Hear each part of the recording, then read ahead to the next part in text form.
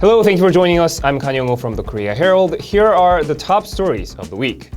South Korea is facing the biggest crisis in its fight against the coronavirus. The number of new virus cases reached almost 700 for the second day in a row on Thursday.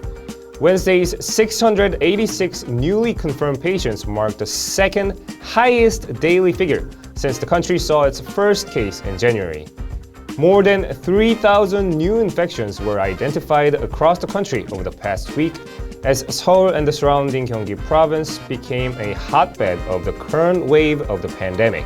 Under the level 2.5 social distancing measures, the greater Seoul area has practically gone into a lockdown mode, as most stores, restaurants, and leisure facilities are closed after 9 p.m. Also, amid mounting fears of a possible shortage of hospital beds and the silent spread of the virus, health authorities are expanding COVID-19 testing and securing more beds for critically ill patients. A new era for online identification system has opened in South Korea. The public online identification system lost its legal official status as of Thursday, after 21 years as the only security platform for online transactions in the country. The change is expected to increase user convenience as private service providers compete with easier and simpler procedures by using cloud service, biometrics, and shorter PIN numbers. Users will still be able to keep their current online certificates until their expiry date.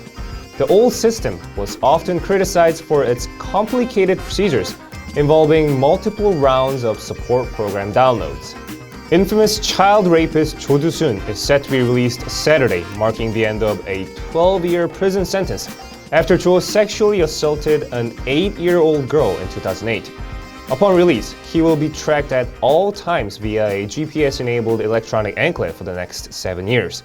His personal information, including the address of his residence, will be made public online for the next 5 years. The criminal's scheduled return to society has been feared by many, including parents of young children. Some have called for much stricter control over Cho after his release, while a number of public petitions have demanded life imprisonment. Despite the COVID-19 pandemic dampening spirits worldwide, global K-pop superstars BTS are staying upbeat because their 2020 was one for the history books. Life Goes On, the boy band's lead track off of its latest album B, debuted at number 1 on Billboard's Hot 100 on November 30th. It became the first song predominantly sung in Korean to top the coveted singles chart in its 62-year history, and the first non-English song to debut at number 1. BTS also topped Billboard's year-end Top Artists Duo and Group chart for the first time and are the first non-US act to earn the honor since 2015. That does it for us today. Until next time, goodbye.